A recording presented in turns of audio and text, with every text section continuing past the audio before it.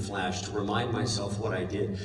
The template for my Jay Garrick was to sort of take my Barry Allen from 1990 and pull it forward 25 years. And that was my template for Jay. Because my Barry was a bit edgier than Grant's was when he started out. I was 10 years older when I got to the role. I think Grant was 24, I was 34. So, yeah, so that's kind of how that worked. And I also have to say that I would imagine that when you were told what the costume was going to look like for Jay Garrick, just with the helmet and everything, you're probably thinking, oh my God, seriously, I got to wear this? But man, you make it look good. You really make it look good.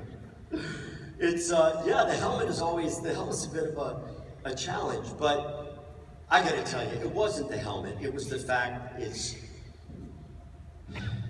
25 years later and you want me to do what? I mean, I got to sit there and talk on the phone as Henry, in a prison uniform. And everyone was so supportive, I gotta tell you, the cast, because when I had to walk on the set the first time in that suit, I was nervous. First of all, they didn't give me a heads up. It was like, I had to do it like 3.5 weeks after I found out I would be doing it. So I'm like, man, give me time to go on a diet and work out, And, but I gotta tell you, I walked on the set and the crew, everybody applauded. And, when they were doing my shots, and well, I gotta tell you this is who Grant is. Grant at one point called the cameraman up and he turned the monitor around. He said, look at yourself. Look how great that looks. And I'm like, oh, great. And I'm doing the scene and I look off camera and there's Candace Patton going.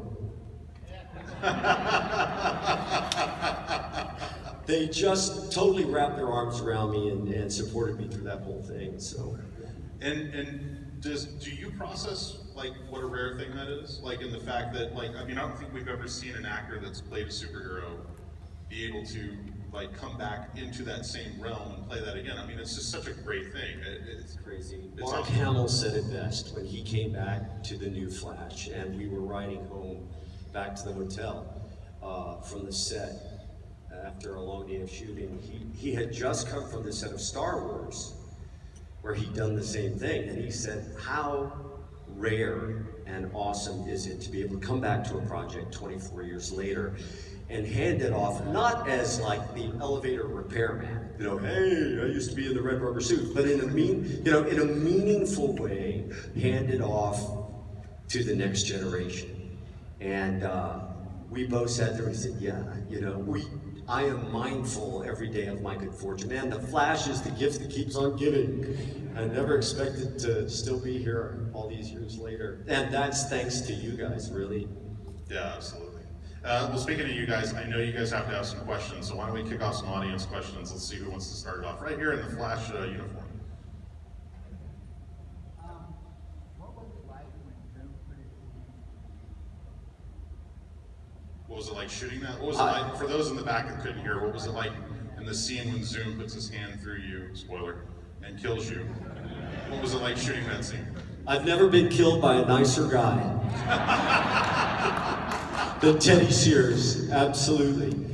Teddy's scary in that scene, and I don't know what, he was doing it one way, which was full on, and at one point the director, I don't know what he said to Teddy, but suddenly from behind me, because I can't see him, but suddenly I'm hearing this Zoom who, it was almost pleading to Barry, and I got that Zoom wanted to be Flash, and I got that extra dimension, and I gotta tell you, it sent chills down my spine. Of course, doing any scene like that with Grant is a real treasure. The first time, particularly when the mom was killed, and they do that whole thing where he goes back and he decides not to save her, and he's holding his mother. And I mean, I can't tell you what the atmosphere on the set was like, because Michelle and Grant, it's easy for me to talk about somebody else. Michelle and Grant were so in it, and I'm unconscious on the floor having been knocked out early in the scene. And I'm like, I'm just listening to them, and nobody talked above a whisper, and they didn't even ring the bell. Usually they'll ring this loud bell, in between takes, so everyone will know to be quiet. They didn't want to disturb what was clearly a very special, we were getting lightning in a bottle that day between Grant and Michelle. So everybody was talking very low. I was laying very still. And at the end of all those, Grant walked by and patted me on the leg and said, "Dad," and went on off to his dressing room. I mean, it doesn't get any better than that, you know? You just fell apart. I just felt, you know, I'm like, oh, this is incredible. Incredible. That's terrific. Let's go right here in the front row. Blue.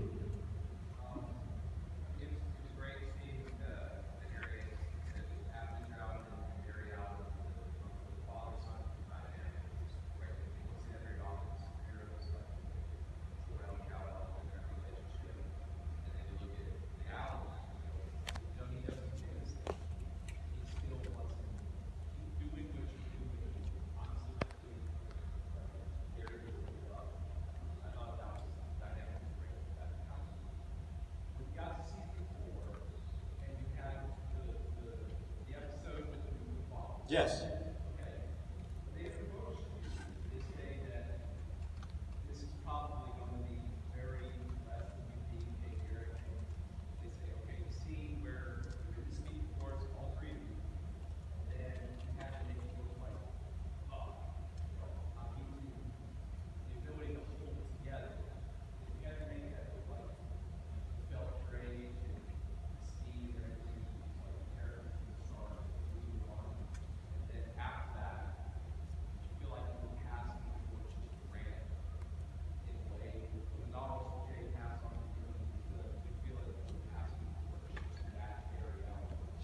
I didn't really see it that way. I mean, I clearly, that's my favorite episode so far. That, and I think the one where I took Wally's place in the Speed Force was, and I give him the helmet to find his way out.